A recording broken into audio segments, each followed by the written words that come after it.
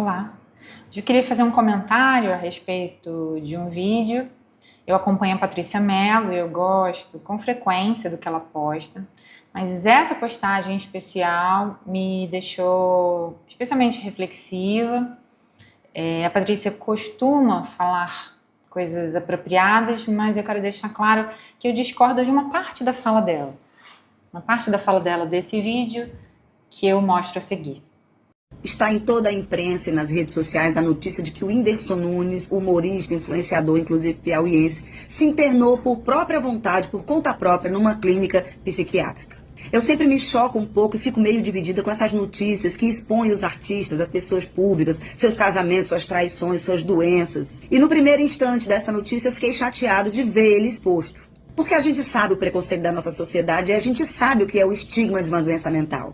Nós temos certo pânico das questões psiquiátricas, mas elas estão aí do nosso lado. Toda família tem alguém com problema psiquiátrico, toda roda de amigos, todo ambiente profissional, alguém adoece. É preciso quebrar esse estigma e enfrentar essa situação. Não há que haver preconceito. Nós temos que encarar essas questões como questões do humano e que pode acontecer com qualquer um. Veja aí a epidemia de depressão, de ansiedade tão comum na nossa sociedade contemporânea. Existem vários transtornos e só um médico pode diagnosticar. Cursinho de internet não vale para ficar dizendo que as pessoas têm. O mais chocante da nossa sociedade, além do preconceito, é a não assumição da doença. As famílias mascaram a doença, as pessoas não assumem as doenças. E o que é muito pior, não se tratam.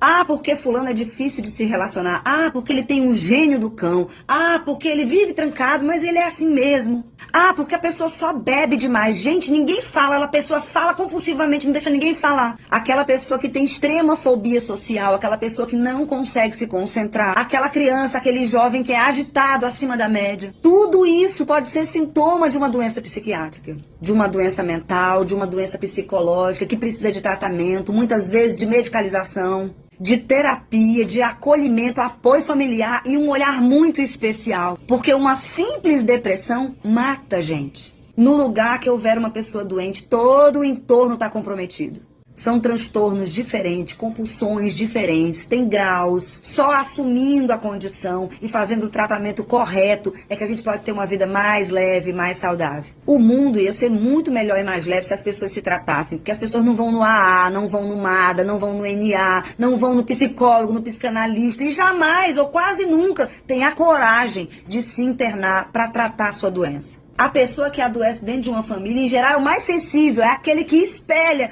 toda a problemática da família. Quando esse menino Whindersson adoece de tristeza, é a tristeza da sociedade, é a tristeza do Piauí, é a tristeza da família. Nós estamos contidos na tristeza do Whindersson. Por isso, Whindersson, querido conterrâneo, saúde e parabéns pela coragem que dá exemplo a toda uma sociedade. Esse vídeo é para dizer não ao preconceito, é para dizer não ao estigma das doenças mentais. E para dizer se cuidem e cuidem das pessoas. E se você se acha muito normal, o equilibrado, procure saber.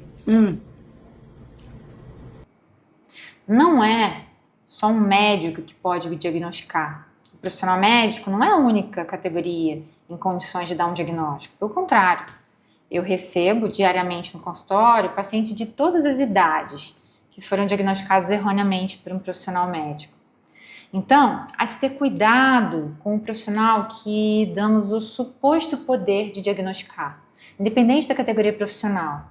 Se é um médico, um psicólogo, um fonoaudiólogo, um fisioterapeuta ou qualquer outro profissional.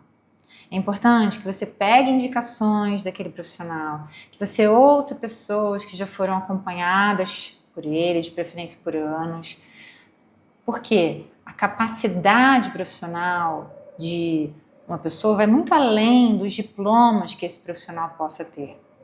Para que a questão do diagnóstico que é dado a você, ao seu filho, ao seu sobrinho, não seja dado erroneamente. E aquele diagnóstico, muitas vezes, passa a ser um estigma que define, limita, reduz o sujeito. Você é muito mais que um diagnóstico. Você pode alcançar muito mais do que um suposto diagnóstico que tenha te limitado um dia. Seu filho, por exemplo, não é apenas um conjunto de sinais e sintomas. Seu filho é único e ele não pode ser reduzido a um diagnóstico.